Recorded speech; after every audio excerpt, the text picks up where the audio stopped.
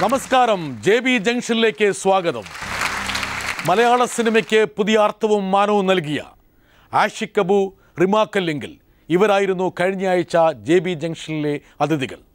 ഇരുവരുമായിട്ടുള്ള സംഭാഷണം ഇന്നും തുടരുകയാണ്. റിമയുടെ ജീവിതത്തിൽ വളരെ പ്രധാനപ്പെട്ട ഒരാളെ ഞാൻ കൊണ്ടുവരുവാണ്. റിമ, നീ എപ്പോഴും മറ്റുള്ളവരിൽ നിന്ന് വ്യത്യസ്തയാണെന്ന് എനിക്ക് തോന്നിയിട്ടുണ്ട്. ഗ്രാജുവേഷൻ കഴിഞ്ഞതിന് ശേഷം നീ MBAക്ക് പോകാനാണ് ആദ്യം ഉദ്ദേശിച്ചിരുന്നത്. പക്ഷേ പെട്ടെന്ന് ഡാൻസ് ഒരു പ്രൊഫഷനായി തിരഞ്ഞെടുത്തു.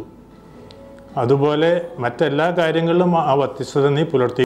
ഒരു ഡ്രസ്സിൻ്റെ സെലക്ഷൻ ആയാലും ശരി, ഒരു ഫർണിച്ചർ വാങ്ങുന്നതിലായാലും ശരി, ഇവൻ നിൻ്റെ ലൈഫ് പാർട്ട്ണർ തിരഞ്ഞെടുത്തതിൽ പോലും ആ വ്യത്യസ്തത നീ പുലർത്തിയിട്ടുണ്ട്. അത് എന്തുകൊണ്ടാണെന്നറിഞ്ഞാൽ കൊള്ളാം. അയ്യോ, എന്തുകൊണ്ട് എന്ന് ചോദിച്ചാൽ ഇപ്പം എന്ത് പറയും? അച്ഛനൊരു അഭിനേതാവല്ല എന്ന് മനസ്സിലായില്ലേ? അത് കറക്റ്റ് പഠിച്ചിട്ടാണ് അച്ഛൻ പറഞ്ഞിട്ടുള്ളത്. അച്ഛനെ കാണുമ്പോൾ ഒരു എമോഷൻ ഉണ്ടോ? പിന്നെ ഡെഫിനറ്റ്ലി അച്ഛനും അമ്മയും നല്ലാതെ സ്നേഹിച്ചു റിമേനെ. പിന്നെ ഐ തിങ്ക് എൻ്റെ അത്രയ്ക്ക് സ്വാതന്ത്ര്യത്തോടുകൂടി വളർന്ന പെൺകുട്ടികൾ വളരെ ചുരുക്കേ ഉണ്ടാവുള്ളൂ. ഇതാരാണിപ്പോൾ? അയ്യോ, ഓ ഗോഡ്, ഇത് ഫാമിലി ഫോട്ടോ. യെസ്, ഊട്ടി. ഞങ്ങൾ ഊട്ടിയിലായിരുന്നു കുറേ കാലം, കുനൂർ. അപ്പോൾ അച്ഛനും അമ്മയും ഒരുപാട് പരിലാളനം തന്നു, ഒരുപാട് സ്നേഹം തന്നു, ഒരുപാട് സ്വാതന്ത്ര്യം തന്നു. ആ കാലഘട്ടത്തിലൊക്കെ അധികം സ്വാതന്ത്ര്യം കൊടുക്കാൻ പാടില്ലെന്നുള്ള അഭിപ്രായക്കാരായിരുന്നു പല മാതാപിതാക്കന്മാരും. പക്ഷെ അതിന് വ്യത്യസ്തമായിട്ട് റിമയ്ക്ക് ഒരുപാട് സ്വാതന്ത്ര്യം തന്നു. ഞാൻ കുറേയൊക്കെ പൊരുതി നേടിയതാണെന്നും കൂടി പറയാം. ഞാൻ ഫിയേഴ്സ്ലി ഇൻഡിപെൻഡൻ്റ് ആയിരുന്നു, ഭയങ്കര റിബലായിരുന്നു ഞാൻ വീട്ടിൽ.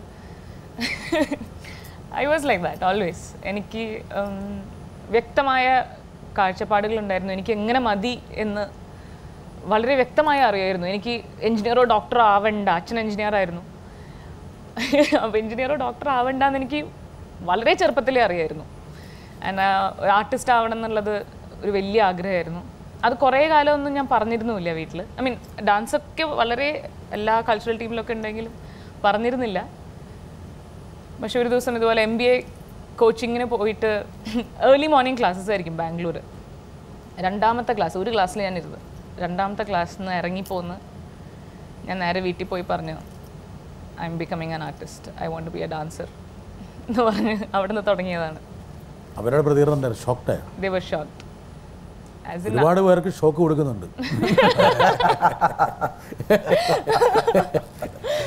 ആദ്യത്തെ പഠന കളരി വീട്ടിൽ തന്നെയായിരുന്നു. അതുകൊണ്ട് നമ്മൾ അത്ഭുതപ്പെടേണ്ട കാര്യമില്ല. വരട്ടെ, ഇനിയുണ്ട് ഇല്ല. ഇത് റിമയുടെ ഒരു കഴിവിനെ ഞങ്ങൾ കാണിക്കണം. ഡാൻസും മോഡലിംഗും ആണ് റിമയെ യഥാർത്ഥത്തിൽ സിനിമയിലേക്ക് എത്തിച്ചത്, അല്ലേ? അതെ. ആഷിഖിന് റിമ എന്നുള്ള ഡാൻസർക്ക് എത്ര മാർക്ക് കൊടുക്കാൻ പറ്റും? ഞാൻ കണ്ടിട്ടുള്ളത് വെച്ചിട്ട് നല്ല മാർക്ക് കൊടുക്കും. കാരണം ഡാൻസിനേക്കാളും ഒരുപാട് എഫേർട്ട് ഉള്ള തരം കണ്ടംപററി ഡാൻസിങ് പരിപാടിയാണ് അതിനകത്ത്. നമ്മൾ കണ്ടു ചിലപ്പോൾ ഒന്ന് പേടിക്കാവുന്ന തരത്തിൽ അത്രയും എഫേർട്ട്. ഇപ്പോൾ ഞങ്ങൾ ഖത്തറിലൊരു കഴിഞ്ഞ വർഷം ഒരു പ്രോഗ്രാം ഉണ്ടായിരുന്നു. അന്നാണ് ഞാനത് നേരിട്ട് കാണുന്നത്, ഫസ്റ്റ് ടൈം ഭാവം കണ്ടത്. അതെ അതെ അതെ. അന്ന് പക്ഷെ അത് ഗംഭീരമായിരുന്നു. ഞങ്ങൾക്ക് എല്ലാവർക്കും, അതായത് അച്ഛനും അമ്മയും എല്ലാവരും ഉണ്ടായിരുന്നു. എല്ലാവർക്കും ഭയങ്കര രസമായിട്ട് തോന്നിയൊരു പരിപാടിയായിരുന്നു. കാരണം സാധാരണ ഒരു സ്റ്റേജ് ഡാൻസിൽ നിന്നേക്കാളൊക്കെ ഇവർ കുറേ ഇംപ്രവൈസ് ചെയ്യും, കുറേ അധ്വാനിക്കും. ഫുള്ളൊരു ടീം വർക്കിൻ്റെ ഒരു സുഖം ഉണ്ടാവും കാണുമ്പോഴത്തേക്ക്. പരിപൂർണമായിട്ട് ഹൃദയം അതിൽ സമർപ്പിക്കും. അതെ അതെ. ഒരു അങ്ങനെ ആ ഡാൻസ് ചെയ്യാൻ പറ്റുള്ളൂ. ഇവരുടെ കൈൻഡ് ഓഫ് ഡാൻസിന് അങ്ങനെ പൂർണ്ണമായിട്ടുള്ള ഒരു അർപ്പണം തന്നെ. മോഡലിംഗിൽ കുറച്ചു കാലം ഉണ്ടായിരുന്നു അല്ലേ? കുറച്ചു കാലം ഉണ്ടായിരുന്നു. ഒരു ഐ തിങ്ക് മിസ് കേരള കഴിഞ്ഞ് സൗന്ദര്യ മത്സരം. ആരെ പറഞ്ഞ് ഈ മിസ് കേരളയ്ക്കൊക്കെ പോകണം എന്നുള്ള സ്വന്തമായൊരു ആഗ്രഹമായിരുന്നു? അത് ആരെങ്കിലും ഗൈഡ് ചെയ്യാനുണ്ടായിരുന്നു? ഇത് ഭയങ്കര യാദൃശ്ചികമായി സംഭവിച്ച കാര്യങ്ങളാണ്. ബിക്കോസ് ഞാനൊരു ഡാൻസർ എന്ന രീതിയിൽ വളരെ ഹാപ്പി ആയിരുന്നു when I was in Bangalore. ഞാനൊരു 4 കൊല്ലം ഒരു കണ്ടംപററി ഡാൻസ് കമ്പനിയിൽ വർക്ക് ചെയ്തിരുന്നതാണ്. അപ്പോൾ ഞങ്ങൾ ട്രാവൽ ചെയ്യുമായിരുന്നു, കോറിയോഗ്രാഫി ചെയ്യുമായിരുന്നു, ഒരുപാട് ആർട്ടിസ്റ്റുകളായിട്ട് നമ്മൾ അസോസിയേറ്റ് ചെയ്ത് വർക്ക് ചെയ്യുമായിരുന്നു. എനിക്കിഷ്ടമുള്ളതൊക്കെ ഞാൻ ചെയ്തിരുന്നു ഈ 4 കൊല്ലത്തിൽ.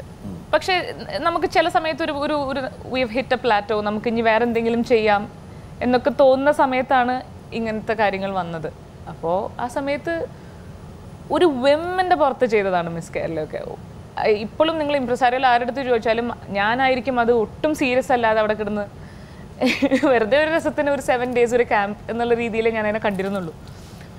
അത് ഇങ്ങനെയൊക്കെ വഴിതിരിഞ്ഞ് അത് സിനിമയിലെത്തി ഇവിടെ എത്തും എന്നൊന്നും ഞാൻ ഒരിക്കലും വിചാരിച്ചിരുന്നില്ല. മോഡലിംഗിന്റെ ക്ലിപ്സ് ആണ്. This was immediately after miss Kerala. ഇതൊക്കെ ആൾക്കാർ പ്രിസർവ് ചെയ്തിട്ടുണ്ട് കേട്ടോ. ഇതൊക്കെ ആവശ്യമുണ്ടെങ്കിൽ തരാം. എന്താ കാരണം വെച്ചാൽ ഇതൊക്കെ യഥാർത്ഥത്തിൽ റിമയുടെ കരിയറിലെ പ്രധാനപ്പെട്ട നാഴികക്കല്ലുകളാണ് അല്ലേ? അല്ല, ഈ പ്രോഗ്രാമിൽ എനിക്ക് തോന്നുന്നത് ഏറ്റവും നല്ലൊരു ആസ്പെക്റ്റും അതാണ്. നല്ല റിസർച്ച് ഇന്റർവ്യൂവർ അല്ലെങ്കിൽ ഈ ടീം നടത്തുന്നു. ഒരുപാട് അധ്വാനം ചെയ്തുകൊണ്ടിരുന്നത്. അല്ല, അത് തീർച്ചയായിട്ടും. കാരണം ഞാൻ പലപ്പോഴും ഈ ഇന്റർവ്യൂസിൽ നിന്നൊക്കെ പുറകോട്ട് പോകാനുള്ള പ്രധാന കാരണം നമ്മളോട് ചോദ്യം ചോദിക്കാനിരിക്കുന്ന ആൾക്കാർക്ക് നമ്മളെപ്പറ്റി ഒന്നും അറിയാതിരിക്കുകയും നമ്മൾ എന്താണ് ചെയ്യുന്നതെന്ന് യാതൊരു തരത്തിലുള്ള ബോധം ഇല്ലാതിരിക്കുകയും ചെയ്ത് കുറേ ചോദ്യങ്ങൾ ചോദിക്കുമ്പോൾ നമുക്ക് ഒന്നും ക്യാമറയുടെ മുമ്പിൽ അഭിനയിക്കേണ്ടതായിട്ട് വരും. അപ്പോൾ അതുകൊണ്ടാണ്. പക്ഷേ എനിക്ക് തോന്നുന്നത് JB ജംഗ്ഷനിൽ ഇപ്പോൾ ഇത്രയും നേരം നമ്മൾ സംസാരിച്ചതിൽ എനിക്ക് തോന്നുന്നത് ആ റിസർച്ച് കൃത്യമായിട്ട് നടക്കുന്നുണ്ട്. റിമയുടെ ഡാൻസിനെ കുറിച്ച് പറയാൻ വേണ്ടി ഒരാളുണ്ട്. എന്താ ഇനി അതിൻ്റെ ഒരു കുറവ് ഞങ്ങൾ നികത്തുകയാണ് അവിടെ. ആരായിരിക്കും എന്നുള്ളതാണ് റിമ ആലോചിച്ചുകൊണ്ടിരിക്കുന്നത്. നമ്മൾ പരിചയപ്പെട്ടതും നമ്മുടെ സൗഹൃദം വളർന്നതും ഒക്കെ ഒരു ഡാൻസ് റിയാലിറ്റി ഷോ എന്നാണ് അല്ലേ? ഇപ്പോൾ അവിടുന്ന് ഇത്രയും കൊല്ലങ്ങൾ കഴിഞ്ഞു, നീ ഒരു മികച്ച അഭിനേത്രിയായി. And after all these years എനിക്ക് ഒരു ചോദ്യം ചോദിക്കാനുള്ളത്, right now where does dance stand for you? What is the importance of dance in your life? ഡാൻസിലൂടെ പരിചയപ്പെട്ട ഒരു ഫ്രണ്ടാണ്. അതുകൊണ്ടാണ് മൂപ്പര് ഡാൻസ് എപ്പോഴും പറയുന്നതാണ് എൻ്റെ അടുത്ത്, അഭിനയത്തിൻ്റെ ഇടയിൽ അത് മറക്കരുത്, ഡാൻസ് എപ്പോഴും ഉണ്ടാവണം ലൈഫിൽ എന്ന് ഉപദേശിക്കുന്ന ഒരു ഫ്രണ്ടാണ്. So may be that's why. Dance വളരെ വളരെ ഇമ്പോർട്ടൻ്റ് ആണ് ലൈഫിൽ. ആക്ച്വലി എൻ്റെ ഒരു നെക്സ്റ്റ് സ്റ്റെപ്പ് എന്ന് പറയുന്നതും ഒരു ഡാൻസ് സ്പേസ് ഇൻ കൊച്ചിൻ ആണ് ഞാനിപ്പോൾ ആലോചിച്ചുകൊണ്ടിരിക്കുന്നത്. അത് ഇൻ പ്രോസസ്സാണ് ഓൾറെഡി. എനിക്കത് തൃശ്ശൂർ ചെയ്യണം എന്നായിരുന്നു ആഗ്രഹം. തൃശ്ശൂർ അങ്ങനെ ഒരു സ്പേസ് തുടങ്ങണം എന്നായിരുന്നു ആഗ്രഹം. Dance reality show Thakathimi. Okay. അപ്പോൾ കലാജീവിതം തുടങ്ങിയത് ഡാൻസിൽ നിന്നാണ്. അത് അവിടെ തന്നെ വന്ന് നിൽക്കും. അതിലേക്ക് മടങ്ങി പോകണം, എന്തെങ്കിലും മടങ്ങി പോകണം എന്നുള്ളതല്ല, അത് എപ്പോഴും ഉണ്ട് എൻ്റെ ലൈഫിൽ. പക്ഷെ അതിന് കുറച്ചും കൂടി ഇമ്പോർട്ടൻസ് കൊടുക്കണം എന്ന് എനിക്ക് ഇന്റൻസിറ്റി കുറഞ്ഞിരിക്കുകയാണ് definitely. Because movies take a lot of time. ഞാൻ പറയാറുണ്ട് എപ്പോഴും, കാരണം പാടുക ഡാൻസ് ചെയ്യുക എന്നൊക്കെ പറയുന്നത് എല്ലാവർക്കും കിട്ടുന്ന ഒരു കാര്യമല്ല. അപ്പോൾ അത് പറ്റാവുന്ന അത്രയും കാലം അത് കൊണ്ടു നടക്കുക, അത് കുറച്ചും കൂടെ ഒക്കെ നന്നാക്കാൻ നോക്കുക എന്നുള്ളത് വലിയ കാര്യം തന്നെയാണ്. അപ്പോൾ അതിനു വേണ്ടിയുള്ള ശ്രമങ്ങൾ നടക്കുന്നുണ്ട്. ഈ ഡാൻസ് ഈ സിനിമയിൽ വന്ന ആൾക്കാർ എപ്പോഴും അഭിമുഖീകരിക്കുന്ന പ്രശ്നം ഒരുപാട് ഡിസ്ട്രാക്ഷൻ ഉണ്ടാവും. എന്താ കാരണം വെച്ചാൽ പ്രത്യേകിച്ച് ആഷിഖിൻ്റെ ഭാര്യയായി. ആഷിഖ് സംവിധായകൻ മാത്രമല്ല നിർമ്മാതാവാണ്. അപ്പോൾ കൃത്യമായി പേഴ്സണിലുള്ള എണ്ണം കൂടി ഒന്ന് നോക്കേണ്ടി വരും. അതല്ലെങ്കിൽ കുടുംബം കുളന്നുകൊണ്ടാൽ ഒരു 2-3 സിനിമ പിടിച്ചാൽ മതി എന്ന് ആൾക്കാർ പറയാറുണ്ട്. അപ്പോൾ അതുകൊണ്ട് ഒരുപാട് ഉത്തരവാദിത്തങ്ങളും ബാധ്യതയും വന്നു. പിന്നെ റിമ തന്നെ ഇവിടുത്തെ വളരെ പ്രധാനപ്പെട്ട നടികളിലൊരാളാണ്. ആ ഒരു കമ്മിറ്റ്മെൻറ്റ്സ് ഉണ്ട്. ഇതെല്ലാം കൂടി വരുമ്പോൾ ഒരുപക്ഷെ എവിടെയെങ്കിലും ഒരു ഫോക്കസ് വേണമെങ്കിൽ നഷ്ടപ്പെടാം. ചില ആൾക്കാർ പറയുന്നത് ഇപ്പോൾ റിമ നല്ല സിനിമകൾ വരുന്ന ഓഫറുകൾ സ്വീകരിക്കുന്നില്ല എന്ന് പറയും. എനിക്കറിയില്ല, ഐ ഡോണ്ട് നോ. എനിക്ക് നല്ല ഓഫേഴ്സ് വരുന്നില്ല എന്നുള്ളൊരു പരാതി എനിക്കുണ്ട്. അതേ ആശയ്ക്ക് ഡിസ്കറേജ് ചെയ്യുന്നതാണോ? അയ്യോ ഇല്ല, ഞാൻ ചെയ്യാനേ പറയുള്ളൂ. വീട്ടിലങ്ങനെ ഇരിക്കേണ്ടതാണ്. അല്ല, അതിൻ്റെ അല്ല, ഞാൻ പല കാര്യങ്ങളിലും പറയും. ഇപ്പോൾ റിമയ്ക്ക് അത് സ്ക്രിപ്റ്റ് എനിക്ക് അത്ര ഇൻട്രസ്റ്റിംഗ് ആയിട്ട് തോന്നില്ല എന്ന് പറയുമ്പോൾ ഞാൻ ട്രൈ ചെയ്ത്. ആഷിക്ക് റിമയാണോ റിമയുടെ വരുന്ന സ്ക്രിപ്റ്റിൻ്റെ പരിപൂർണ? ഉറപ്പായിട്ടും അതിനകത്ത് ഞാൻ ആരും കൈകടത്താൻ സമ്മതിക്കാറില്ല. ഒരിക്കലും ഇല്ല. എല്ലാ ഡിസിഷൻസും ഞാൻ തന്നെ എടുക്കാറ് എൻ്റെ ഒരു പ്രൊഫഷൻ്റെ സീനിൽ. പക്ഷേ എനിക്കൊരു പരാതി എന്ന് തന്നെ വേണമെങ്കിൽ പറയാം. ഇപ്പോൾ ആനഗസ്റ്റിന് സ്റ്റേറ്റ് അവാർഡ് കിട്ടിയപ്പോൾ എന്താ പറയുക, ഒരു എതിര് നിൽക്കാൻ ആരും ഉണ്ടായിരുന്നില്ല എന്നാണ് പറയപ്പെടുന്നത്.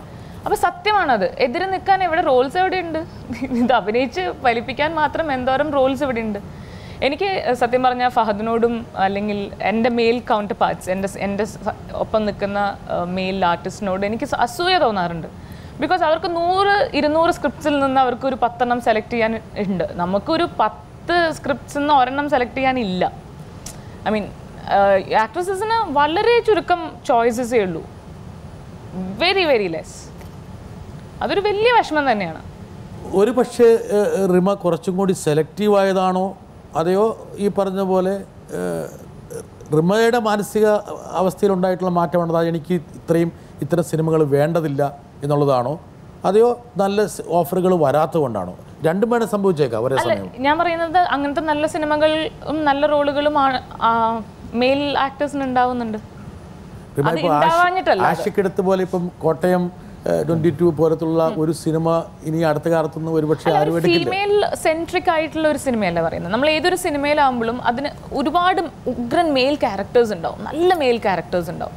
പക്ഷേ അതിനോടനുബന്ധിച്ചുള്ള ഒരു ഫീമെയിൽ ക്യാരക്ടേഴ്സിൻ്റെ ഒരു സാന്നിധ്യം പൊതുവേ സിനിമകളിൽ വളരെ കുറവാണ്. ഐ മീൻ മലയാള സിനിമയെ മാത്രമല്ല ഞാൻ പറയുന്നത്. സ്ത്രീകളെ ഷോപ്പീസ് ആക്കുന്നു സംവിധായകന്മാർ. അത് നമുക്കെല്ലാവർക്കും അറിയാവുന്നൊരു കാര്യമാണ്. ഗാങ്സ്റ്ററിലും ആഷിഖ് ചെയ്തതാണെന്ന് പറയുന്ന ആൾക്കാരുണ്ട്. അങ്ങനെ ഒരു അഭിപ്രായം ഞാൻ കേട്ടില്ല. കേട്ടിട്ടില്ല. ആഷിഖിൽ നിന്ന് വേണമെങ്കിൽ വർദ്ധിച്ച റോള് വേണമെങ്കിൽ ഒരു ഫീമെയിൽ കൗണ്ടർ പാർട്ടിന് വേണമെങ്കിൽ ആൾക്കാർ പ്രതീക്ഷിക്കുന്നുണ്ടാകും. അത് ഈ പറഞ്ഞ പോലെ ആഷിഖിൻ്റെ ഒരു പശ്ചാത്തലത്തിൻ്റെ ഒരു പ്രത്യേകത കൊണ്ടാണ്. എന്നുവെച്ചാൽ വളരെ ബോൾഡായിട്ടൊരു സിനിമ എടുത്തതിൻ്റെ അതെപ്പോഴും ഒരു ഹാങ് ഓവറായിട്ട് ആഷിഖിനെ വിടാതെ പിടികൂടിക്കൊണ്ടിരിക്കും. അല്ല, അത് നല്ലതാണെന്ന്. കാരണം അങ്ങനെ ഒരു ഉത്തരവാദിത്വം ഉണ്ടാവട്ടെ. അങ്ങനെയെങ്കിലും കുറച്ച് ഇപ്പം ഈ റിമക്കൊക്കെ ഉള്ള ഒരുപാട് പരാതികളാണ്. റിമയെ പോലുള്ള ഒരുപാട് ആർട്ടിസ്റ്റുകളുടെ പരാതിയാണിത്. ഇവിടെ ഇവർക്ക് ഒരുപാട് പേര് പറഞ്ഞു ഞാൻ കേട്ടിട്ടുണ്ട്. ഇവർക്ക് പെർഫോം ചെയ്യാനുള്ള നല്ല ക്യാരക്ടേഴ്സ് കിട്ടുന്നില്ല എന്നുള്ളത് ഇവരുടെ ഒരു വലിയ പരാതി. 1-2 പതിറ്റാണ്ട് കാലത്ത് നല്ലൊരു റോള് പോലും നിർവഹിക്കാൻ കഴിയാതെ സിനിമയിൽ നിന്ന് പിന്മാറി എത്രയോ നല്ല ആക്ടേഴ്സ് ഉണ്ട്. അവിടെയൊക്കെ പലരും ഈ പരിപാടിയിൽ വരുമ്പോൾ അവരുടെ ഏറ്റവും വലിയ ദുഃഖം ഒരുപക്ഷെ ആഷിഖിനെ പോലുള്ള നല്ലൊരു സംവിധായകൻ ഇല്ലാതെ പോയതാണ്. പലപ്പോഴും പല ഘട്ടങ്ങളിൽ 1-2 പതിറ്റാണ്ട് കാലം വേണമെങ്കിൽ ഒരു ലേഡി ഒരു റോള് വേണമെങ്കിൽ 0 ആയിരുന്നു, മിനിമലാണ്. അങ്ങനെ പോലും സംഭവിച്ചൊരു സാഹചര്യം മലയാള സിനിമയിലുണ്ട്. റിമയുടെ ഒരാളെയും കൂടെ കൊണ്ടുവന്നാൽ മാത്രമേ ആ ചിത്രം പൂർത്തിയാകുള്ളൂ. അദ്ദേഹത്തിലേക്ക് നമുക്ക് പോകാം. Hi Reema, hi Ashiq. എനിക്ക് റീമയോട് ചോദിക്കാനുള്ളത്, കൂനൂരായാലും തൃശ്ശൂരായാലും നമുക്ക് ഒരുപാട് നല്ല ചൈൽഡ്ഹുഡ് മെമ്മറീസ് ഉണ്ട്. ഇപ്പോൾ പെട്ടെന്ന് റീമയുടെ മനസ്സിൽ ഓടി വരുന്നത് ഏത് മെമ്മറിയാണ്? Abi, he is my everything. എൻ്റെ ചേട്ടനാണ്. ചേട്ടനായിട്ട് ഒരുപാട് അടിപിടി കൂട്ടിയിട്ടുണ്ടോ? ഒരു പാവാണ്. ഒരു അടിപിടിയും കൂട്ടേണ്ട വന്നിട്ടില്ല. അതുകൊണ്ട് എല്ലാം വിട്ടു വന്നിട്ടേ ഉള്ളൂ. ഐ മീൻ എല്ലാത്തിനും. ഇങ്ങനെയൊക്കെയുള്ള ചേട്ടന്മാരെ നമുക്കില്ലാതെ പോയല്ലോ. എനിക്കിപ്പോഴും ഓർമ്മയുണ്ട്. ഐ തിങ്ക് ഞാൻ ഡാൻസ് കരിയറാക്കി എടുക്കുമ്പോൾ എൻ്റെ ശമ്പളം 5000 രൂപയാണ് മാസം. അപ്പോൾ എൻ്റെ അടിച്ചുപൊളിക്ക് അത് ഒരിക്കലും തികയാറില്ല. എന്നാൽ ഞാൻ ഭയങ്കര ഇപ്പം വീട്ടിൽ ആദ്യം എതിർപ്പൊക്കെ ഉള്ളതുകൊണ്ട് വീട്ടിൽ നിന്ന് അങ്ങനെ കാശൊന്നും വാങ്ങില്ല. അങ്ങനത്തെ ആ ഒരു ഭയങ്കര ഈഗോ ഒക്കെ ഉള്ള കൂട്ടത്തിലായിരുന്നു. അപ്പോൾ ഒക്കെ എൻ്റെ എല്ലാ ദൂർത്തുകളും എൻ്റെ എല്ലാ ചിലവുകളും ഐ മീൻ എല്ലാതും എൻ്റെ ഒരു ഇമോഷണൽ സപ്പോർട്ടും എല്ലാം അഭിയായിരുന്നു ചെറുപ്പം മുതലേ. ഇപ്പോൾ ചേട്ടനായിരുന്നു ആദ്യം സൈക്കിൾ വാങ്ങുക. അപ്പോൾ എനിക്ക് സൈക്കിൾ വേണമെന്ന് പറയുമ്പോൾ എടുത്തോ. ബൈക്ക് ഓടിക്കാൻ പഠിക്കുന്നത്, കാർ ഓടിക്കാൻ പഠിക്കുന്നത് എല്ലാം ചേട്ടൻ്റെ ഇതിലാണ്. സോ യാ, അങ്ങനെ ഒരു നല്ലൊരു ചേട്ടനെ റിമയ്ക്ക് കിട്ടിയതിന് നമുക്ക് സന്തോഷിക്കാം. എന്താ കാരണം വെച്ചാൽ റിമേനെ ഈ രൂപത്തിലേക്ക് ആക്കിയെടുക്കുന്നതിൽ വലിയ പങ്ക് ചെറുതല്ല. ആഷിക്ക് വിചാരിക്കും റിമയ്ക്ക് മാത്രമേ ഉള്ളോ ഈ പറഞ്ഞ പോലെ ഇതുപോലുള്ള ചെറുപ്പകാലം എന്നൊരു പരാതി ചിലപ്പോൾ ഉണ്ടായേക്കും. ആഷിക്കിനുണ്ടോ? എനിക്കുണ്ട്. ഉണ്ട്. ശരിയാക്കാം. ഞാൻ വിട്ടേക്കാം. ഇനി അതല്ലെങ്കിൽ ആഷിക്ക് പടങ്ങി പെടാം.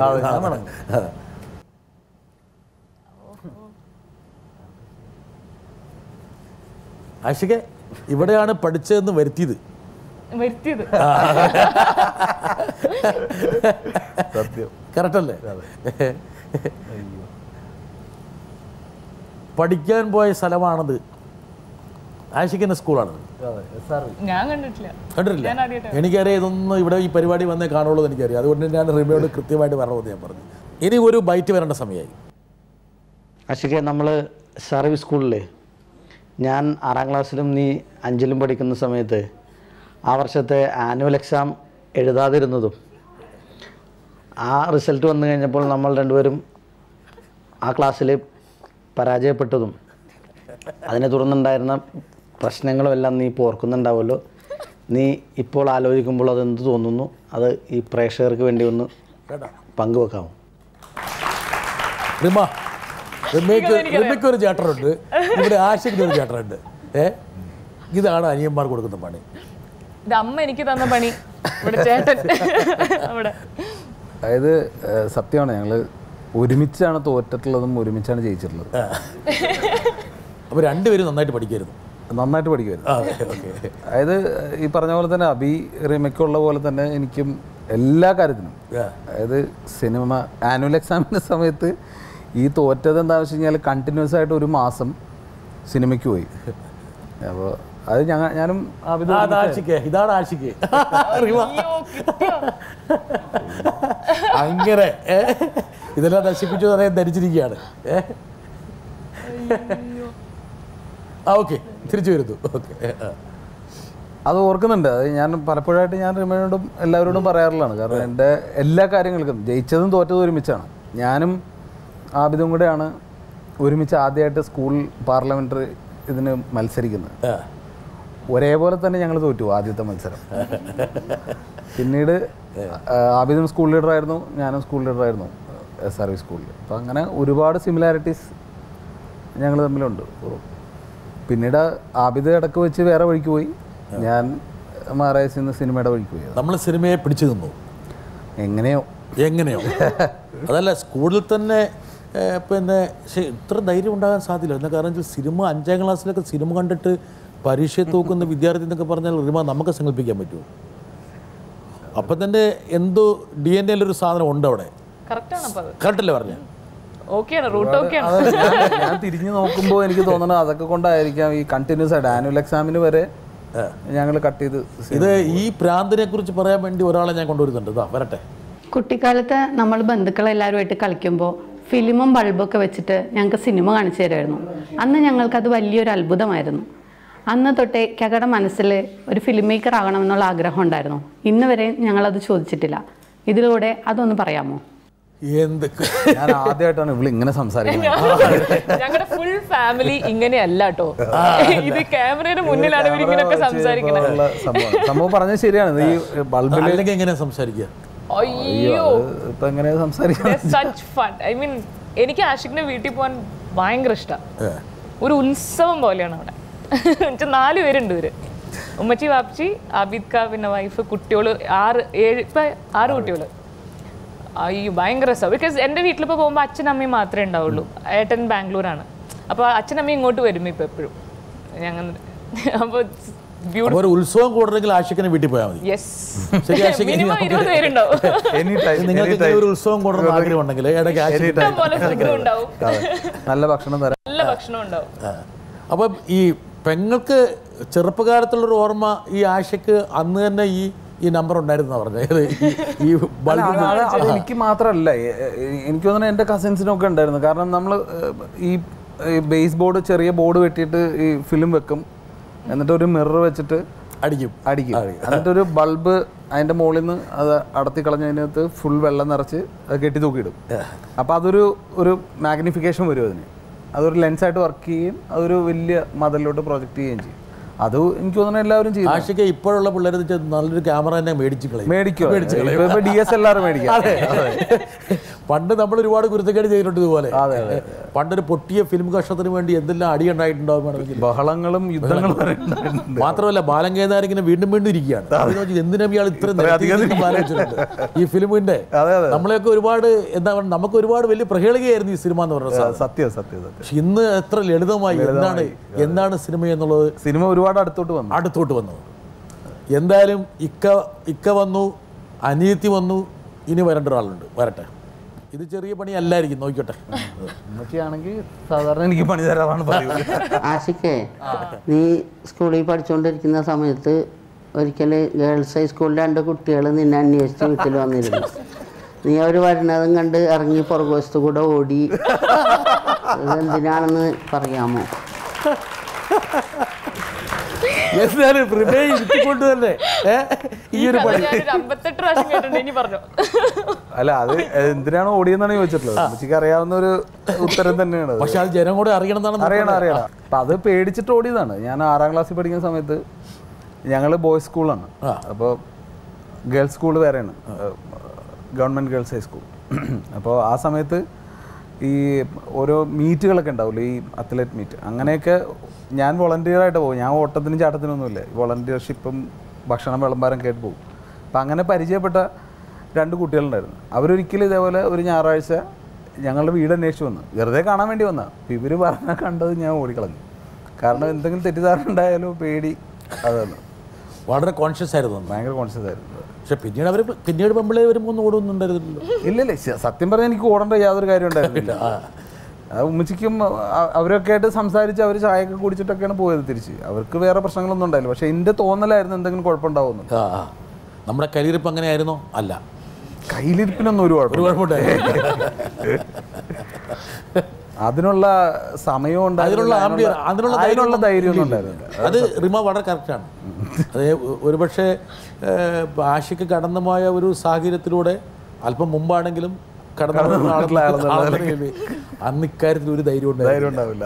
പിന്നെ SFI ലീഡറൊക്കെ ആയതുകൊണ്ട് വലിയ കോൺഷ്യസ് ആണ്, സീരിയസ് ആയിട്ട് നിൽക്കാൻ പറ്റുള്ളൂ. മാത്രമല്ല ഒരു പെൺകുട്ടിയോട് സംസാരിക്കുന്നത് കണ്ടു കഴിഞ്ഞാൽ പിന്നെ അവിടുത്തെ യൂണിറ്റ് കമ്മിറ്റി പിന്നെ ചർച്ചയായി. പിന്നെ ആഷിക്ക് നേരത്തെ പറഞ്ഞ സ്വയം വിമർശനാത്മകമായിട്ട് അത് വീണ്ടും ചർച്ച ചെയ്യും.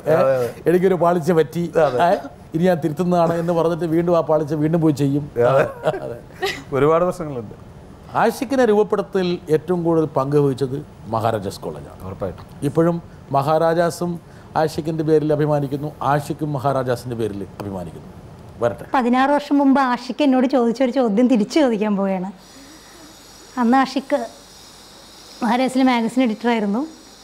അന്ന് മഹാരാജാസ് എന്നാൽ എന്താണ്, ക്യാമ്പസ് വികാരം, മഹാരാജാസ് വികാരം എന്താണെന്നുള്ളതിനെ കുറിച്ചൊക്കെ അല്പം വ്യത്യസ്തമായ നിർവചനങ്ങൾ തേടുന്ന കൂട്ടത്തിൽ ആഷിക്ക് എന്നോട് എഡിറ്റർ എന്ന നിലയ്ക്ക് ചോദിക്കുകയുണ്ടായി, എന്താണ് മഹാരാജാസ് വികാരം? അന്ന് എനിക്ക് എന്നെക്കൊണ്ട് കഴിയുന്ന നിർവചനം കൊടുത്തു.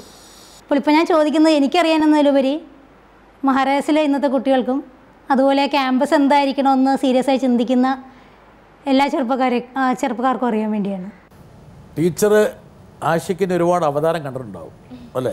എനിക്ക് തോന്നുന്നത് എൻ്റെ പ്രീ ഡിഗ്രി കാലം മുതൽ പട്ടിണി കിടന്നപ്പോൾ ഭക്ഷണം തന്നതും പുസ്തകം വാങ്ങി തന്ന് എന്നെ പഠിപ്പിച്ചതൊക്കെ ചേച്ചി തന്നെയാണ്. എന്നെ മാത്രമല്ല കേട്ടോ, ഇപ്പോൾ ഒരുപാട് പേരെ ഭക്ഷണം കൊടുത്ത് ഇവർക്ക് ജോലി ഒന്നും ഉണ്ടായിരുന്നില്ല.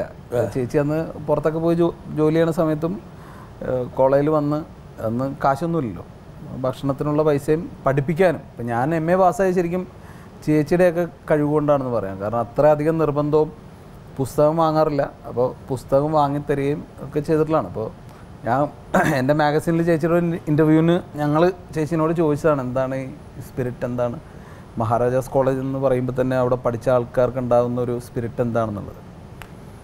അപ്പോൾ എനിക്ക് തോന്നുന്നത് ആവശ്യം ഏറ്റവും ഫ്രീ ആയി ചിന്തിക്കാനും ജീവിക്കാനും പറ്റിയ ഒരു സമയമായിരുന്നു എനിക്ക് തോന്നുന്നത് മഹാരാജാസ് കാലഘട്ടം.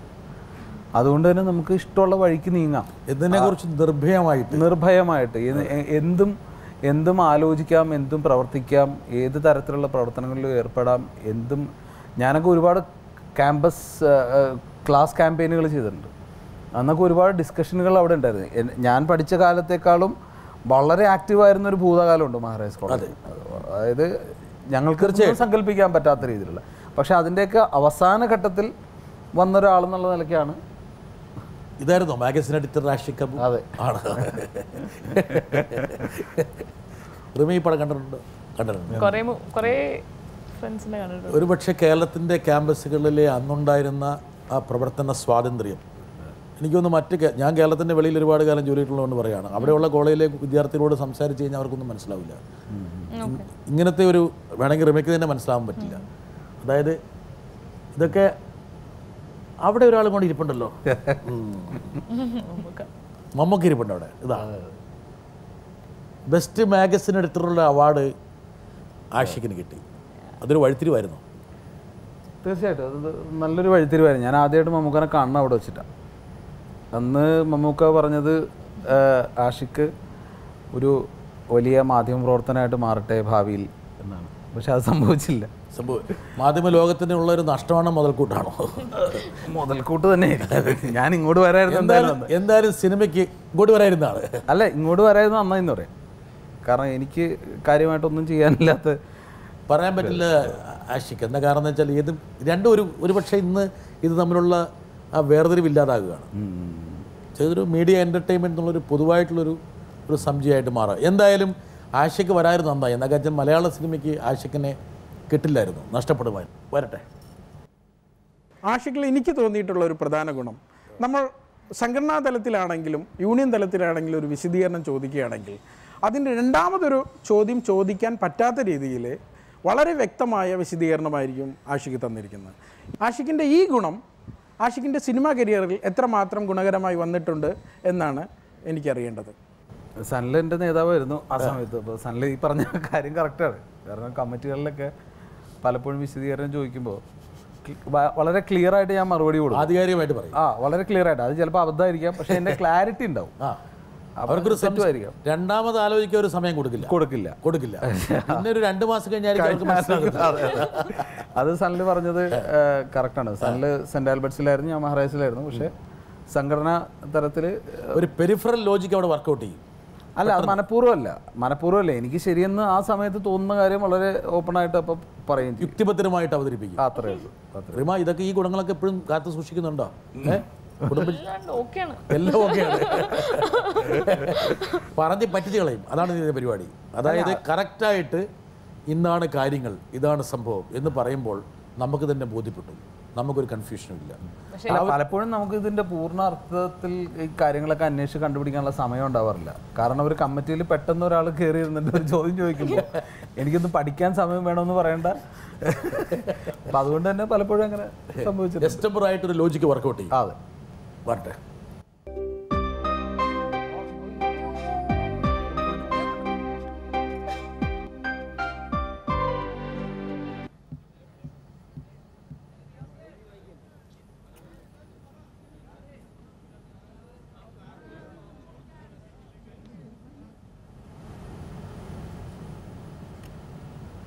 ആഷിഖ് കൈരളിയിൽ തന്നെ ടെലികാസ്റ്റ് ചെയ്തതാണ്.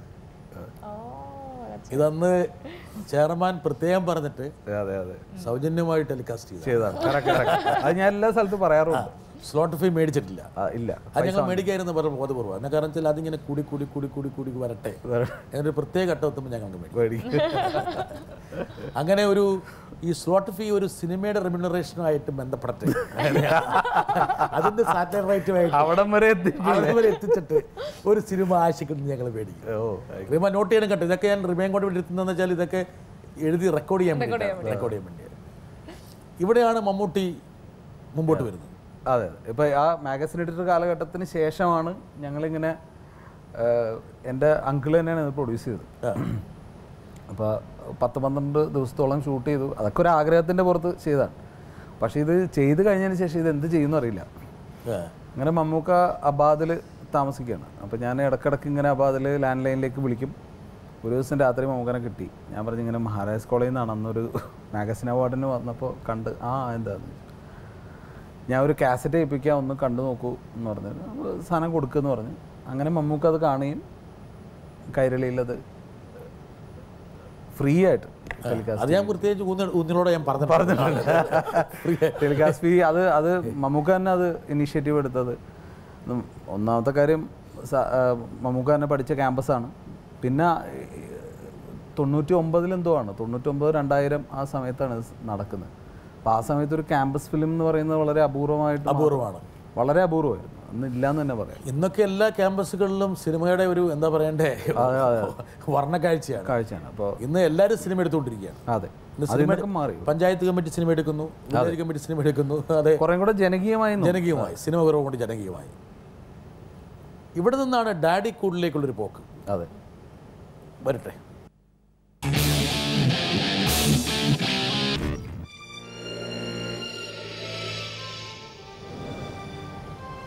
നിൽക്കട്ടെ അവിടെ. ആഷിഖ് കമലിൻ്റെ കൂടെയൊക്കെ ദീർഘകാലമൊക്കെ പ്രവർത്തിച്ചു, ഒരു 1/2 പതിറ്റാണ്ട് കാലം. പക്ഷേ എങ്കിൽ പോലും ആഷിഖിൻ്റെ സിരകളിലെ ഒരു ആക്ഷൻ എവിടെയോ കിടപ്പുണ്ട്. അത് ഈ പറഞ്ഞ ഫസ്റ്റ് ഫിലിമിലും ഇപ്പോൾ ഉള്ള ഗാങ്സ്റ്ററിലുമൊക്കെ അത് പ്രകടമായി വന്നു. അതിനോട് എന്തെങ്കിലും ഭ്രമമുണ്ടോ? എനിക്ക് എല്ലാത്തരം ജോണറിനോടും താല്പര്യമുണ്ട്, ഭ്രമമുണ്ട്. അതായത് അത് എനിക്ക് ഡാഡി കൂൾ ഇങ്ങനെയാണ് കൺസീവ് ചെയ്യാൻ പറ്റിയത് ആ സമയത്ത്. എന്ന് വെച്ചാൽ ഒരു ത്രൂ ഒരു പയ്യൻ ഒരു കുട്ടിയുടെ അല്ലെങ്കിൽ മകൻ്റെ കണ്ണിലൂടെ അച്ഛനെ കാണുന്ന അത് ഉറപ്പായിട്ടുണ്ട്. അതൊരു എക്സൈറ്റ്മെൻ്റ് ആണ്. കാരണം ഇങ്ങനെയുള്ള ചില നല്ല ഷോട്ടുകൾ എടുക്കുമ്പോഴും ഒക്കെ നമുക്ക് ത്രില്ലുണ്ടാവാറുണ്ട്. ഇനിയിപ്പോൾ ഗാങ്സ്റ്റർ കഴിഞ്ഞ് ഇനി റിമയെ വെച്ചിട്ട് ഒപ്പന, എന്താണ് ഒരു സിനിമയുടെ കാര്യം അല്ലേ? ഒപ്പന. മാഹിയിലെ പെണ്ണുങ്ങളെ കണ്ടിക്ക. അത് റിമ അയച്ചെന്ന് എനിക്ക് വാട്സപ്പ് ചെയ്തിട്ടുള്ള ഒരു പാട്ടായിരുന്നു. അപ്പോൾ എനിക്കിങ്ങനെ റാൻഡം ആയിട്ട് വന്നൊരു സോങ്, അത് ഭയങ്കര ഇൻട്രസ്റ്റിംഗ് ആയിട്ട് തോന്നി. ഞാൻ വെറുതെ ഞങ്ങൾ ഷൂട്ട് ചെയ്തുകൊണ്ടിരിക്കുന്ന സമയത്ത് വെറുതെ അയച്ചു തന്നു. അതാ ഇത് മമ്മൂക്കയുണ്ട് ലൊക്കേഷനിൽ. റിമയ്ക്ക് അത് ഇംപ്രസീവായി തോന്നിയ പാട്ട്. അതെ അതെ, ആഷിഖിന് അതിലൊരു സിനിമയുണ്ടോ എന്ന് നമുക്ക്, ഐ മീൻ അതിലൊരു സിനിമ ഇല്ലേ എന്നുള്ളൊരു ചോദ്യം വന്ന് അതിൽ നിന്നാണ് ഐഡിയ ഉണ്ടാവുന്നത്. ആക്ച്വലി ആ സിനിമയായിട്ട് മുമ്പോട്ട് പോകണം ഉറപ്പായിട്ടും. അതിൻ്റെ ഒരു തിരക്കഥ കാര്യങ്ങളൊക്കെ ഒന്ന് ഫൈനലാവുന്നവരെ കുറച്ച് സമയം കൊടുക്കാമെന്ന് വിചാരിച്ചു. ഇപ്പോൾ ചോദിച്ചില്ല ആക്ഷനോട് ഭ്രമമുണ്ടോ എന്ന് ചോദിച്ചാൽ, എനിക്ക് അതിലും കൂടുതൽ എനിക്ക് തോന്നിയിട്ടുള്ളത് ആഷിഖിന് വളരെ ഡിഫറെൻ്റ് ആയിട്ടുള്ള സബ്ജക്ട്സ്, അതായത് ഇതുവരെ പറയാത്ത രീതിയിലുള്ള വൈവിധ്യമുള്ള, പിന്നെ സോഷ്യലി റെലവെൻ്റ് ആയിട്ടുള്ള ടോപ്പിക്സിനോടാണ് കൂടുതൽ ഭ്രമം എന്നാണ് എനിക്ക് തോന്നിയിട്ടുള്ളത് പേഴ്സണലി. ഇല്ല, ഓരോരുത്തരും ആഷിഖിനെ പല രൂപത്തിലാണ് കാണുന്നത്. എന്താ കാരണം വെച്ചാൽ ആഷിഖ് വലിയൊരു സംഭവമായതുകൊണ്ട് ഇതിനൊക്കെ ചിലവുണ്ടെന്ന് ഞാൻ പ്രത്യേകം ഉറപ്പായിട്ടും പല രൂപത്തിൽ ആഷിഖിനെ കാണുന്ന ആൾക്കാരുണ്ട്. ഉദാഹരണം പറഞ്ഞാൽ ആഷിഖ് നല്ല കൊമേഴ്സ്യൽ എന്താ പറയുക കണ്ണുള്ള ആളാന്ന് പറയുന്നവരുണ്ട്. കൃത്യമായിട്ട് എവിടെയാണ് പണം കായ്ക്കുക എന്നറിയാം, എവിടെ കൊത്തണം എന്നറിയാം എന്നൊക്കെയുള്ള. ആഷിഖിൻ്റെ സിനിമാ കമ്പനിയുടെ പേരെന്താണ്? OPM. എന്താ OPM കൊണ്ട് ഉദ്ദേശിച്ചത്? അതർ പീപ്പിൾസ് മണി.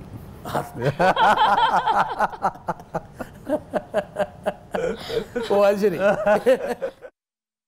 വളരെ കൊമേഴ്സ്യലാണ്, വളരെ സക്സസ്ഫുള്ളാണ്. പുതിയ തലമുറയിലെ സിനിമ മേക്കേഴ്സിൽ കൃത്യമായിട്ട് പൈസയുടെ വാല്യൂ, പൈസ ഉണ്ടാക്കാനുള്ള വിരുദ്ധമുള്ള ആളാണ് എന്നൊക്കെ ചിന്തിക്കുന്ന ആൾക്കാരും ഉണ്ട്. ഉണ്ട്. ഞാൻ എന്നുള്ളത് അങ്ങനെയാണ്. നല്ലതാണ്. പൈസയുടെ വാല്യൂ ആഷിഖിന് അറിയാം. പിന്നെ കാരണം നമ്മൾ ഇൻഡിപെൻഡൻ്റ് ആയിട്ട് ഇനിയിപ്പോൾ ഞാൻ പറഞ്ഞില്ലേ, ഇപ്പം നമ്മൾ സിനിമാ കമ്പനി തുടങ്ങാൻ തന്നെ കാരണം നമ്മൾക്ക് സ്വന്തമായിട്ട് കുറച്ചധികം കാര്യങ്ങൾ ഇവിടെ ചെയ്യാനുണ്ട്. അതായത് ഞാൻ പറഞ്ഞ ഒരുപാട് പുതിയ ടാലൻസ് നമുക്കറിയാവുന്ന ആൾക്കാരുണ്ട്. അവർക്കൊരു ഓപ്പണിങ് എനിക്ക് കിട്ടിയ സ്വീകാര്യത വെച്ച് കൊടുക്കാൻ പറ്റുകയാണെങ്കിൽ കുറച്ചും കൂടെ പരീക്ഷണങ്ങൾ നടക്കും, കുറച്ചും കൂടെ ഫ്രീ ആയിട്ടുള്ള തിങ്കിങ് നടക്കും. അങ്ങനെയൊക്കെയുള്ള കാര്യങ്ങളുണ്ട്. ഇപ്പോൾ ഞാൻ എൻ്റെ അസോസിയേറ്റ് ആയിരുന്ന ഇപ്പോഴും ചെയ്യുന്ന ദിലീഷ് പോത്തൻ്റെ ആദ്യത്തെ സിനിമ ഞങ്ങൾ പ്രൊഡ്യൂസ് ചെയ്യുന്നു. അതിനുശേഷം വേറൊരു അസിസ്റ്റൻറ്റ് ഡയറക്ടറായിട്ട് കുറേ കാലങ്ങളായിട്ട് വർക്ക് ചെയ്തിരുന്ന വേറൊരു സൗബിൻ എന്ന് പറയുന്ന ആളുടെ, അയാൾ ആക്ടറും കൂടിയാണ്. പുള്ളി ചെയ്യാൻ പോകുന്ന സിനിമയിൽ നമ്മൾ തന്നെ പ്രൊഡ്യൂസ് ചെയ്യാൻ തീരുമാനിക്കുക. അപ്പോൾ അവർക്ക് അങ്ങനത്തെ ഒരു ഫ്രീ തിങ്കിങ് സ്പേസ് കൊടുക്കുക എന്നുള്ളതാണ്. ചില ആൾക്കാർ എന്നോട് പറഞ്ഞു, ഇപ്പോൾ ആഷിഖ് ഈ പറഞ്ഞ ആഷിഖിൻ്റെ ഒരു പ്രത്യേക ഭാവതലം എന്നുള്ളത് വലിയ എൻജോയ്മെൻറ്റ്. ആഷിഖിൻ്റെ സെറ്റെന്ന് പറഞ്ഞാൽ ഭയങ്കര ആഹ്ലാദത്തിൻ്റെ സെറ്റാണ്, അല്പം കൂടെ ഫ്രീ ആണ് എല്ലാ കാര്യങ്ങളിലും, കുറച്ച് എൻജോയ്മെൻറ്റിൽ കൂടുതലുണ്ട്. അപ്പോൾ അങ്ങനെ ഒരു പുതിയ തലമുറയ്ക്ക് അവരൊരു എന്താ പറയുക, ഒരു പ്രത്യേക ഭ്രമത്തിലേക്ക് പോകുന്നതിൻ്റെ ഭാഗമായിട്ട് ഒരു OPM കിട്ടുന്നതിൻ്റെ അതിൻ്റെ ഒരു ഘടകം കൂടി അതിനകത്തുണ്ട്. ഒരു എന്താ പറയുക, ഒരു മായാപ്രപഞ്ചമാണ് ആഷിഖിൻ്റെ സെറ്റ് കൊണ്ട് വിചാരിക്കുന്നത് എന്നൊക്കെ പറയുന്ന ആൾക്കാരാണ്. എനിക്കറിയില്ല ഇത് ആഷിഖിനെ ഏതെല്ലാം രൂപത്തിലാണ് ആൾക്കാർ കാണുന്നത്. അതിപ്പോൾ എൻ്റെ പടത്തിൽ വർക്ക് ചെയ്തിട്ടുള്ള ആക്ടേഴ്സ് ഇവർ പറയണത് എങ്ങനെയാണ് നിങ്ങളുടെ അടുത്തും പറഞ്ഞിട്ടുള്ളത് ആക്ടേഴ്സ് തന്നെ ആയിരിക്കുമല്ലോ അല്ലേ? ആയിരിക്കണം. ഡെഫിനറ്റ്ലി. ഐ മീൻ ഇപ്പോൾ ഞാനെപ്പോഴും പറയാറുണ്ട്, ഇപ്പോൾ 22 ഫീമെയിൽ കോട്ടയത്തിൽ നമുക്ക് കിട്ടുന്ന ഒരു ആംബിയൻസ് ഉണ്ട്, വർക്ക് ചെയ്യാൻ കിട്ടുന്ന ഒരു ആംബിയൻസ്. അത് ആഷിഖിന് ചുറ്റുമുള്ളൊരു ടീമും ഉണ്ട്. അപ്പോൾ ഇവർ ഒരുമിച്ചാണ് താമസിച്ചിരുന്നത്. ഇപ്പോൾ ടിൽ വി ഗോട്ട് മാരിഡ് ഇവരെല്ലാവരും ഒരുമിച്ച് ഭയങ്കര രസമുള്ളൊരു എനർജി ഉണ്ട് ഇവർ തമ്മിൽ. പിന്നെ എല്ലാ ഘട്ടത്തിലും ഒരു പടത്തിൻ്റെ ഈ ഒരു ഐഡിയ രൂപപ്പെട്ട് അതൊരു സിനിമയാവുന്നത് വരെ എല്ലാവർക്കും വളരെ വ്യക്തമായൊരു പങ്കുണ്ട്. അല്ലാതെ നമ്മുടെ സിനിമയാണെന്നുള്ളൊരു ഫീലിംഗ് ഉണ്ട്. അതിൻ്റെ എല്ലാം ഒരു പോസിറ്റീവ് എനർജിയുടെ ഒരു റിഫ്ലക്ഷൻ ആഷിഖിൻ്റെ എല്ലാ ഫിലിംസിലും. ഒരു ഹെഡ് മാസ്റ്റർ ഡയറക്ടർ അല്ല, ഡെഫിനറ്റ്ലി അല്ല. ആഷിഖിൻ്റെ അടുത്ത് ആർക്കും ഏത് ലെവലിലുള്ള ആളുകൾക്കും വന്ന് അവരുടെ കാര്യങ്ങൾ പറയാം. ജനാധിപത്യമുണ്ട്, കമ്മ്യൂണിസമുണ്ട്. കുറച്ചു കാലം ആ ഒരു സ്വാതന്ത്ര്യ ജനാധിപത്യം സോഷ്യലിസം അദ്ദേഹം കുറെ വിളിച്ചിട്ടുള്ളതായതുകൊണ്ട് അതുകൊണ്ട് വരട്ടെ. ഡാഡി കൂൾ മുതൽ ഇടുക്കി ഗോൾഡ് വരെ നോക്കിയാൽ ഒരു രീതിയിലും പാട്ടുകളെ സംബന്ധിച്ച് ഇടപെട്ടിട്ടില്ല ആഷിഖ്. ഒരു നിബന്ധനകളും വച്ചിട്ടില്ല, മാനദണ്ഡങ്ങളില്ല പാട്ടുകൾ ഇങ്ങനെ വേണമെന്ന്. ആകെ ആദ്യത്തെ ഒരു ബ്രീഫ് മാത്രം തരും. ലിറിക് റൈറ്റിലാണ് കുറച്ചും കൂടി അഭിപ്രായങ്ങൾ പ്രകടിപ്പിക്കാറുള്ളത്. അപ്പോൾ ഞാനാണെങ്കിൽ നിബന്ധനകൾ ആവശ്യമില്ലാത്ത സംഗീത സംവിധായകനാണെന്ന് ഞാൻ കരുതുന്നുമില്ല. അപ്പോൾ ഇത്തരം ധൈര്യം, ഇപ്പോൾ ഒരു മ്യൂസിക് കമ്പോസറെ വിശ്വസിക്കാനുള്ള ഒരു ധൈര്യമാണോ അതോ ഒരു കണ്ണടച്ചുള്ള ഒരു വിശ്വാസം, അത് അതിൻ്റെ ഒരു പരിണിത ഫലം അതിൻ്റെ പോസിറ്റീവ് ആകുമെന്നുള്ളൊരു വിശ്വാസമാണോ അതോ ധൈര്യമാണോ? ബിജി എൻ്റെ ഒരുപാട് കാലങ്ങളായിട്ടുള്ളൊരു സുഹൃത്താണ്. ആ ഒരു വിശ്വാസമുണ്ട്. പിന്നെ ബിജി പല ഘട്ടങ്ങളിലും പല ട്രെൻഡുകളിൽ മാറ്റങ്ങൾ ഇവിടെ സംഭവിക്കുന്നു, പല പുതിയ തരം മ്യൂസിക് വരുന്നു. ഇതിൻ്റെ ഒന്നും പുറകെ പോകാതെ വളരെ ശാന്തനായി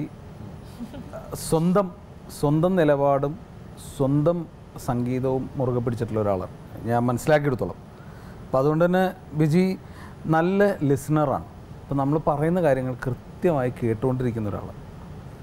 പിന്നെ ബിജി ബാലിൽ എത്രത്തോളം സമർത്ഥനാണ് മ്യൂസിക് ഡയറക്ഷൻ്റെ കാര്യത്തിൽ എന്നുള്ളത് ഇപ്പം ഞാൻ പറയേണ്ട കാര്യമില്ല. ഇപ്പം എൻ്റെ സിനിമകളെ ആളുകളിലേക്ക് നല്ല രീതിയിൽ അതിൻ്റെ കൃത്യമായ നിലയ്ക്ക് എത്തിക്കാൻ ബിജി ബാൽ വലിയ സംഭാവനകൾ ചെയ്തിട്ടുണ്ട്. അത് എൻ്റെ ഡാഡി കൂൾ മുതൽ എന്താ പറയുന്നത് ഈ കഴിഞ്ഞ പടം വരെ ഇടുക്കി ഗോൾഡ് വരെ നോക്കുകയാണെങ്കിൽ അത് വിശ്വാസം തന്നെയാണ്. ഞാൻ എല്ലാവരെയും കൂടെ വർക്ക് ചെയ്യുന്ന എല്ലാവരും വിശ്വസിക്കും. നമ്മളെ വിശ്വസിക്കണം ഒരു വിശ്വാസമുണ്ട്. ഒരു വിശ്വാസത്തിലെടുക്കുക എന്നുള്ളതാണല്ലോ. അങ്ങനത്തെ ഒരു ടീം വർക്കാണ് സിനിമ. പക്ഷേ ഈ ടെലിവിഷൻ അല്ലെങ്കിൽ എൻ്റർടൈൻമെൻറ്റ് മേഖല എന്ന് പറയുന്നത് ഒരു പാർട്ട്ണർഷിപ്പാണ്, ഒരു ടീം വർക്കാണ്. അതെ, ടീം വർക്ക്. ഒരാൾ മാറിയാൽ തീർന്നു. ഈ വിശ്വാസത്തിൽ എന്തെങ്കിലും പ്രശ്നം ഉണ്ടെങ്കിലും അത് ആ പ്രോഡക്റ്റിൽ കാണും. നമ്മൾ ചെയ്യുന്ന എന്ത് ആക്ടിവിറ്റിയാണോ അതിനകത്ത് കാണും. ആ ബിലീഫാണ് ഇതിനെ നിർത്തുന്നത്. അപ്പോൾ എൻ്റെ എഴുത്തുകാരായിട്ടുള്ള ആളുകളെ ഞാൻ വിശ്വസിക്കുന്നതും അവരെന്നെ വിശ്വസിക്കുന്നതും അതാണ് നമ്മുടെ ലാല് പറഞ്ഞു ഇവന്മാർ ഭീകര സംഘം എന്ന് പറഞ്ഞത്. ഭീകര സംഘമൊന്നുമില്ല. ഇപ്പം എൻ്റെ കൂടെയുള്ള ആൾക്കാരെന്നൊക്കെ പറയാൻ വളരെ സാധാരണ അതിൻ്റെ ഭാഷ അല്ല, പൊതുവിൽ അങ്ങനെ ഒരു സംഭവം ഉണ്ട്. ഇത് എന്തോ ഒരു ഭയങ്കര കൊള്ളസംഘമാണെന്നുള്ള ഒരു ധാരണ. അതൊന്നുമല്ല. വളരെ ഇപ്പോൾ സംസാരിച്ച ശ്യാമ കാടിനകത്ത് കുറ്റിക്കാടിന് ശ്യാമൊക്കെയാണ് അതിലെ ഏറ്റവും ഭീകരൻ. താടി കൊണ്ട് മാത്രമായിട്ട് വളരെ സാധാരണക്കാരായിട്ടുള്ള മനുഷ്യരാണ്. വരട്ടെ. എനിക്ക് ഈ ഫിലിമിൻ്റെ ഓഫർ ഭയങ്കര അഗെയിൻ വെരി ഫണ്ണിലി ആഷിഖ് എൻ്റെ ഫേസ്ബുക്കിൽ ഞാൻ അപ്പോൾ കുറച്ച് ആക്റ്റീവ് ആയിട്ടുണ്ടായിരുന്നു ഫേസ്ബുക്ക് അക്കൗണ്ടിൽ. ആഷിഖ് ഒരു മെസ്സേജ് അയച്ചു, ഷേത്ത് ഐ എം ആഷിഖ് അബു, എന്താ പറയുക, I want narrate a script. അപ്പോൾ എനിക്ക് ആരാണ് ആഷിഖ് അറിഞ്ഞില്ല. ഗൂഗിൾ ചെയ്ത് നോക്കിയപ്പോൾ ഡാഡി കൂളിൻ്റെ ഡയറക്ടറാണ്. ഞാൻ തെലുങ്ക് പടം ചെയ്യുന്നുണ്ടായിരുന്നു. അപ്പോൾ I immediately called him up. ഞാൻ ഹൈദരാബാദിൽ എന്താ പറയുക ഹോട്ടലിൽ നിന്ന് ലൊക്കേഷൻ പോകാനുണ്ടായിരുന്നു. അങ്ങനെയാണ് ഞാൻ ഈ എന്താ പറയുക കഥ കേട്ടത്. ഞാൻ കേട്ടത് ഒരു ജൂൺ ജൂലൈയിലാണ്. നമ്മൾ ഷൂട്ടിംഗ് ചെയ്തത് ജാനുവരിയിലാണ്, ഓൾമോസ്റ്റ് ആഫ്റ്റർ 6 months. അപ്പോൾ കേട്ടപ്പോഴന്നെ ഐ വാസ് ത്രിൽഡ്. അപ്പോൾ ഞാൻ ആഷിഖ് പറയുന്നു ലെറ്റ് സീ, അങ്ങനെയാണ് വിചാരിക്കുന്നത്. ഞാൻ പറഞ്ഞു I am very confident about this. Salt and pepper daddy കൂളിന് ശേഷം 2 വർഷം എടുത്തു അല്ലേ സോൾട്ട് ആൻഡ് പെപ്പറിലേക്ക്? 1 വർഷം സിനിമ ചെയ്തില്ല. 2010 എൻ്റെ പടങ്ങളില്ല. ആഷിക്ക് സാധാരണഗതിയിൽ ആരും അതിന് മുകളിൽ കൈവെക്കില്ല. കൈവെക്കില്ല സോൾട്ട് ആൻഡ് പെപ്പറിൻ്റെ മുകളിൽ. ഒന്ന് ലാലും ശ്വേതാമേനും. പക്ഷേ ഗ്ലാമറിൻ്റെ അംശം വളരെ കുറവ്. 2 വിഷയം തീം, ഈ ഹ്യൂമറൊക്കെ വർക്കൗട്ട് ചെയ്യാൻ പറ്റുമോ? 2 മനുഷ്യൻ്റെ അപ്പറ്റൈറ്റിൻ്റെ മുകളിൽ എത്രത്തോളം ഇത് പണിയാൻ പറ്റും? ആശങ്ക ഉണ്ടായിരുന്നു? ഉറപ്പായിട്ടും ഉണ്ടായിരുന്നു. പക്ഷേ ഞാൻ പറഞ്ഞു ഷൂട്ടിംഗ് കഴിഞ്ഞിട്ട് ഷൂട്ടിംഗ് തുടങ്ങിയതിന് ശേഷം എന്നെ ശ്യാം ഫോണിൽ വിളിച്ചിട്ട് ആഷിഖേട്ടാ ഒരു സീനും കൂടെ നമുക്ക് ഇതിനകത്ത് ആഡ് ചെയ്യണം എന്ന് പറഞ്ഞു. ആ സീൻ ആഡ് ചെയ്യുന്ന കാര്യം പറഞ്ഞതോടുകൂടി എൻ്റെ ആശങ്ക മാറി. എനിക്ക് പിന്നെ ഉറപ്പായി ഇത് മനസ്സിലാവുന്നു. ആ സീനാണ് ആ സിനിമ തുടങ്ങുന്നത്. പുള്ളി തിന്നുന്ന ഈ സീൻ ഫോണിൽ കൂടെ എൻ്റെ അടുത്ത് പറഞ്ഞ ഉടനെ പിന്നെ എനിക്ക് മനസ്സിലായി ഇത് ഈ സിനിമ അത് ആളുകളിലേക്ക് എത്തും. കാരണം ഇത് പറയാൻ ബുദ്ധിമുട്ടുള്ള കാര്യമാണ്. പക്ഷേ ഒരു ഇൻട്രൊഡക്ഷൻ ഈ ഒരു സീനും പിന്നെ നമ്മൾ ചെമ്പാവ് എന്നുള്ള പാട്ടും കൂടെ വരുന്ന സമയത്ത് അത് ജെല്ലി. കാരണം അത് ഭയങ്കര ക്ലാസിക് സീനാണ്. ആ പുള്ളി തിന്നുന്ന അത് കേൾക്കുമ്പോഴേ നമുക്കറിയാം അത് തിയേറ്ററിലെ ആൾക്കാരുടെ വായിൽ വെള്ളം വരും എന്നുള്ളത്. അപ്പോൾ അത് ശ്യാമെന്ന് എൻ്റെ അടുത്ത് പറയുന്ന സമയത്ത് ഞാൻ പിന്നെ കോൺഫിഡൻ്റ് ആയി. ഓരോരുത്തരെയും കൈകാര്യം ചെയ്ത രീതി ആഷിഖിനെ മലയാള സിനിമ സഗോദരം ശ്രദ്ധിച്ചു തുടങ്ങിയത് ആ ചിത്രത്തിന് ശേഷമാണ്. ലാലെന്നുള്ള ഒരു മുരടനെ പിടിച്ച് ആ ഒരു വേഷത്തിലേൽപ്പിക്കുന്നു. അതിനേക്കാൾ പ്രധാനം വേറൊരു വിദ്വാനെ കൊണ്ടുവന്നിട്ട് വരട്ടെ.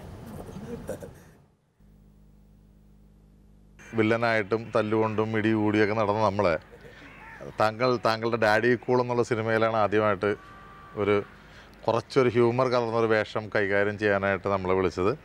അതിനുശേഷം അതിനകത്ത് അങ്ങിങ്ങായി ചിരി കണ്ടതിന് ശേഷമാണ് ഈ സോൾട്ട് ആൻഡ് പെപ്പർ എന്നുള്ള സിനിമയിൽ എല്ലാവരും തികച്ചും മറ്റേതൊരു ഡയറക്ടറായാലും മടിക്കുന്ന ഒരു വേഷത്തിനായിട്ട് താങ്കൾ എന്നെ അതിനകത്ത് ആ വേഷം അവതരിപ്പിച്ചു. അത് വളരെ മനോഹരമായിരുന്നു. അതിനുശേഷം എന്താ പറയുക, എൻ്റെ ഒരു കാരിയർ തന്നെ നമ്മുടെ ഭയങ്കരമായിട്ട് മാറിയെന്ന് പറയാം. പക്ഷെ എൻ്റെ ചോദ്യം ഇതല്ല. അതിനുശേഷം ഈ സോൾട്ട് ആൻഡ് പെപ്പർ എന്നുള്ള പടത്തിന് ശേഷം ഞാൻ ഗ്യാങ്സ്റ്റർ എന്നുള്ള പടം വരെ നമ്മൾ തമ്മിലുള്ള ബന്ധം ഇങ്ങനെ പോകുന്നുണ്ട്. ഞാൻ ഫോൺ ചെയ്യാറുണ്ട്, വിളിക്കാറുണ്ട്, സംസാരിക്കാറുണ്ട്. പക്ഷേ എന്തുകൊണ്ടാണ് താങ്കൾ അതിന് ശേഷമുള്ള ഒരു പടത്തിനും എന്നെ വിളിക്കാഞ്ഞത്? 22FK കഴിഞ്ഞിട്ട് ഞങ്ങൾ ഒരുമിച്ച് പടം ചെയ്തിട്ടില്ല ഇല്ലേ? നമുക്ക് അതായത് ഞങ്ങൾ കൺവിൻസിംഗ് ആയ ഒരു മറുപടി പറയാൻ പറ്റുമോ? ഇല്ല, ഞങ്ങൾക്ക് കൃത്യമായിട്ട് ഇപ്പോൾ ബാബുവേട്ടന് ചെയ്യാൻ പറ്റുന്ന നമുക്ക് ഉറപ്പുള്ള അങ്ങനത്തെ ഒരു കോമ്പിനേഷൻ വരുമ്പോഴാണ് സ്വാഭാവികമായിട്ട് അങ്ങനത്തെ ഒരു കാസ്റ്റിങ്ങിലേക്ക് പോവുക. ഇപ്പോൾ ചെയ്യുന്നത് കൊണ്ട് ബാബുവേട്ടനും എനിക്കും എക്സൈറ്റ്മെൻ്റ് ഉള്ള, അല്ലെങ്കിൽ എവിടെയെങ്കിലുമൊക്കെ വന്നു പോവുക എന്നുള്ളത് അത് തന്നെയാണ് ഉത്തരം. ബാബുരാജിനെ പിടിച്ചിട്ട് ആ ഒരു ഹ്യൂമർ വേഷം കൈകാര്യം ചെയ്യുമ്പോൾ എവിടെയെങ്കിലും ഒന്ന് പാളിയേക്കാമെന്ന് വേണം ചിന്തിക്കാവുന്നതാണ്. പക്ഷേ ഷോട്ട് എടുത്തപ്പോൾ തന്നെ അറിയാമായിരുന്നു. അല്ല, അത് ബുദ്ധിമുട്ടായിരുന്നു. കാരണം നമ്മൾ ഉദ്ദേശിക്കുന്നത് എന്താണ് എന്ന് ആ സമയത്ത് അത് മനസ്സിലാക്കിയെടുക്കാൻ ബാബുവേട്ടന് പറ്റിയില്ലെങ്കിൽ അത് കുഴപ്പമായേനെ. പക്ഷേ ബാബുവേട്ടൻ കംപ്ലീറ്റ് എക്സൈറ്റഡ് ആയിരുന്നു, ഓപ്പൺ ആയിരുന്നു. എന്ത് വേണമെങ്കിലും എന്നെ പറഞ്ഞ് മനസ്സിലാക്കിക്കോളൂ, ഞാൻ അതുപോലെ ചെയ്യാമെന്ന് തയ്യാറെടുത്ത് വന്നതുകൊണ്ട് എനിക്ക് വലിയ ബുദ്ധിമുട്ടുകളുണ്ടായില്ല. റിമ സോൾട്ട് ആൻഡ് പെപ്പർ കണ്ട? അല്ല, അന്ന് കണ്ടിരുന്നു.